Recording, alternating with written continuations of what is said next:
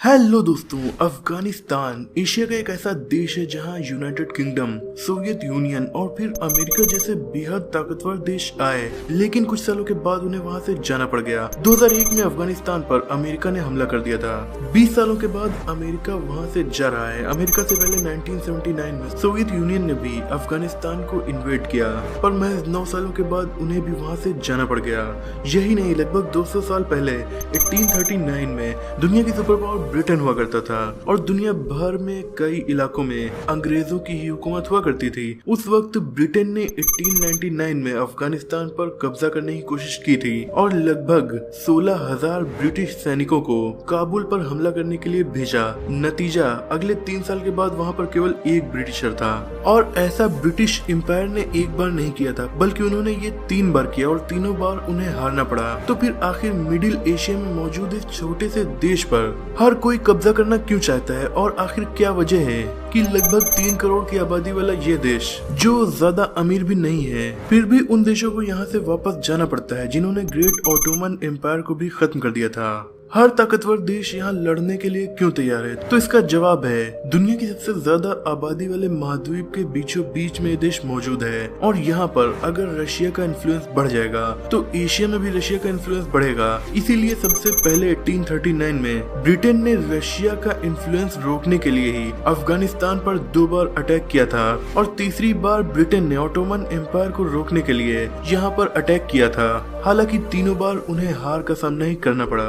इसी तरह 1979 के बाद सोवियत यूनियन और यूएसए भी यही करते रहे और फिर 2001 से लेकर 2021 तक की अमेरिका की कोशिश भी यहाँ अपनी पकड़ बनाने की रही, लेकिन वो भी नाकामी रही पिछले 20 सालों में। इसीलिए अफगानिस्तान को ग्रेव यार्ड ऑफ एम्पायर यानी सल्तनतों का कब्रिस्तान भी कहा जाता है, क्योंकि यहाँ पर ज्यादा दिन तक एक हुकूमत चल ही नहीं पाती। इसकी एक मेन वजह है इसकी ज्योग्राफी। अफगानिस्तान एक लैंड लॉक्ड देश है, इसका कोई भी एरिया समुद्र से नहीं मिलता। इसका मतलब ये कि अगर किसी भी सुपर पावर देश को अफगानिस्तान पर कब्जा करना है तो वो अपने सैनिकों को यहाँ आसानी से भेज ही नहीं सकते। इसके लिए उन्हें अफगानिस्तान के पड़ोसी देशों से परमिशन लेनी पड़ेगी। ये देश है Iran, Turkmenistan, Uzbekistan, Tajikistan, Pakistan और चाइना। और इनमें से भी ईरान और चाइना से वेस्टर्न कंट्रीज के रिश्ते बिल्कुल भी अच्छे नहीं रहते। तो ऑब्वियस सी बात है, ईरान के रास्ते अफगानिस्तान में सोल्जर या सामान की सप्लाई भेजना आसान नहीं है। दूसरी एक बड़ी वजह है पहाड़, जो कि अफगानिस्तान के 75% एरिया को कवर करते हैं। यहाँ मौजूद है हिंदू कुश पर्वत, जो कि हिमालयन माउंटेन्स का हिस्सा होने के साथ साथ दुनिया के सबसे ऊंचे पहाड़ों में से एक भी है। इसीलिए तो अफगानिस्तान का आधे से ज्यादा भाग 2000 मीटर से ज्यादा ऊंचाई पर है। इतने ऊंचे ऊंचे पहाड़ जब देश के 75% एरिया में हो तो वहाँ पर कोई भी कभी भी छुप सकता है और इन पहाड़ों का यूज एक शील्ड की तरह कर सकता है और कहीं से भी निकल सकता है। इसीलिए तो अमेरिकी सेना के लिए यहाँ पर टारगेट्स को ढूंढना हद से ज्यादा मुश्किल हो जाता था और इसीलिए बाहरी देशों के ट्रूप्स का यहाँ पर ट्रेवल करना, अपने सैनिकों के लिए हेल्प भेजना काफी ज्यादा मुश्किल बन जाता है। यहाँ की जो आबादी है और जो शहर हैं वो भी इन पहाड़ों के बीच घाटियों में एग्जिस्ट करते हैं और एक दूसरे से इनका संपर्क भी कटा हुआ है। हजारों सालों से यहाँ पहाड़ों के बीच घाटियों में जो इंसानी आबादियाँ रहती हैं उनका देश के दूसरे हिस्सों में जाना तक नहीं होता था। यानी कि वो एक तरह से देश के अंदर मौजूद एक अलग ही देश हैं। उनके अपने अलग कल्चर हैं, अलग रहन सहन और अलग खान पान भी है। ये लोग एक दूसरे से मिल नहीं पाते, इसीलिए कोई एक गवर्नमेंट इसे ज्यादा दिनों तक संभाल नहीं पाती। अफगानिस्तान पर कुछ सालों तक मुगल्स ने भी शासन किया था, पर इसके लिए मुगल्स को भी अलग तरीके अपनाने पड़े। एरियाज को कंट्रोल करने के लिए अफगानिस्तान की ट्राइब्स को वो पैसे देते थे या फिर उन्हें ही ज्यादातर रूलिंग पावर दे देते थे। ऐसा करने के बाद भी अफगानिस्तान के कुछ हिस्से कई बार मुगल एम्पायर का हिस्सा बने और उनके हाथ से निकले भी।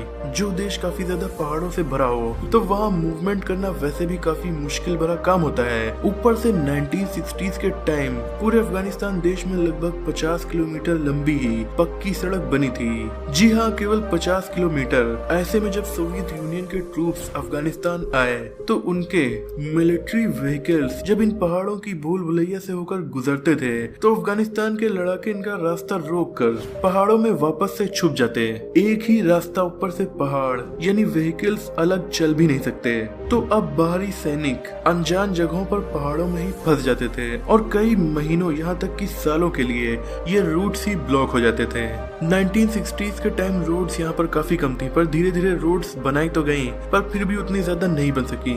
सबसे मेन रोड जो अफगानिस्तान में जाने के लिए है वो है खैबर पास, जो पाकिस्तान से अफगानिस्तान फिर अफगानिस्तान से हिंदू कुश पर्वत को कनेक्ट करती है। अमेरिकन और नाटो अफगानिस्तान में ट्रूप्स और सप्लाई ले जाने के लिए इसी रोड का यूज करते थे। पाकिस्तान के थ्रू अफगानिस्तान में वो इसी रास्ते से एंट्री करते।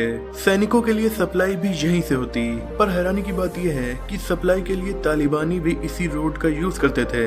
दोनों ही के लिए ये रोड काफी ज्यादा इम्पोर्टेंट थी। ये बात तालिबान को भी पता थी, इसीलिए उन्होंने खैबर पास का एक ब्रिज 2009 में उड़ाकर इस रास्ते को ही ब्लॉक कर दिया। अब अमेरिकन पाकिस्तान से भी नहीं आ सकते थे और ईरान से उनकी ऑलरेडी नहीं बनती, इसीलिए अफगानिस्तान में सप्लाई के लिए उन्हें ताजिकिस्तान, उज्बेकिस्तान और तुर्कमेनिस्तान का रास्ता अपनाना पड़ा। सर्दियों का मौसम आते ही जिस देश का 75% एरिया पहाड़ों से घिरा हो वहाँ चलना और भी ज्यादा मुश्किल हो जाता है, ऊपर से बिना रोड के। और नॉर्मल मैदानों में रोड बनाना आसान है, लेकिन ऐसी जगह जहाँ पहाड़ ही पहाड़ हो वहाँ पर रोड बनाना काफी मुश्किल भरा काम है, क्योंकि इसके लिए बड़ी बड़ी मशीन्स लगती हैं और क्योंकि पहाड़ों में बार बार सुरंग बनानी पड़ेगी, इसके लिए काफी ज्यादा खर्च भी आएगा। इवन यहाँ पर एक किलोमीटर रोड बनाने के लिए भी करोड़ों रुपए का खर्च आता है। डेवलपमेंट न हो पाने की वजह से अफगानिस्तान की गवर्नमेंट के पास इतना बजट ही नहीं है कि वो ऐसी रोड को बनवा सके, और बिना रोड के बड़े बड़े व्हीकल्स को लेकर चलना अमेरिकन के लिए बुरे सपने से कम नहीं है। पिछले 20 सालों में अफगानिस्तान में सिर्फ नुकसान ही नुकसान हुआ है। अमेरिका के लगभग 1,10,000 सैनिक सन 2011 के टाइम अफगानिस्तान में थे, जो कि काफी ज्यादा है। इतनी तो बहुत से देशों की खुद की सेना भी नहीं होती जितने अमेरिकन सैनिक यहाँ पर मौजूद थे। यूएस डिपार्टमेंट ऑफ डिफेंस के मुताबिक 2001 से लेकर 2019 तक इस सैन्य अभियान में उनके $778 बिलियन खर्च किए गए, जो कि सैमसंग कंपनी की वैल्यूएशन से भी ज्यादा है। और अगर अलग की एड और बाकी के खर्चों को भी मिला लिया जाए तो अमेरिका ने यहाँ पर लगभग $1 ट्रिलियन खर्च कर डाले। इनमें से ज्यादातर पैसा अमेरिकन सैनिकों के ऊपर ही खर्च हुआ, क्योंकि अफगानिस्तान की गर्मी अमेरिका के सैनिक नहीं बर्दाश्त कर सकते, इसीलिए उनके टेंट में एसी भी लगी होती थी और इससे भी खर्च काफी ज्यादा बढ़ जाता था। इन 20 सालों में यहाँ लाखों लोगों की मौत भी हुई, जिनमें ज्यादातर आम नागरिक शामिल हैं। तो इस तरह से हमें ये बात तो पता चल गई कि वार से फायदा किसी का होने वाला नहीं है, इसमें सिर्फ और सिर्फ नुकसान ही होता है। फिर भी हम इंसान क्लाइमेट चेंज जैसी बड़ी प्रॉब्लम से निपटने के बजाय स्ट्रेटेजिक लोकेशंस पर अपना इन्फ्लुएंस बढ़ाने के लिए ज्यादा ध्यान वार्स पर ही देते हैं। आपको ये वीडियो कैसी लगी कमेंट में जरूर बताइएगा। चैनल पर नए हो तो इसे सब्सक्राइब करके बेल आइकन को प्रेस कर दीजिए। मिलते हैं अगली वीडियो में, तब तक के लिए अपना और अपनों का ख्याल रखिए।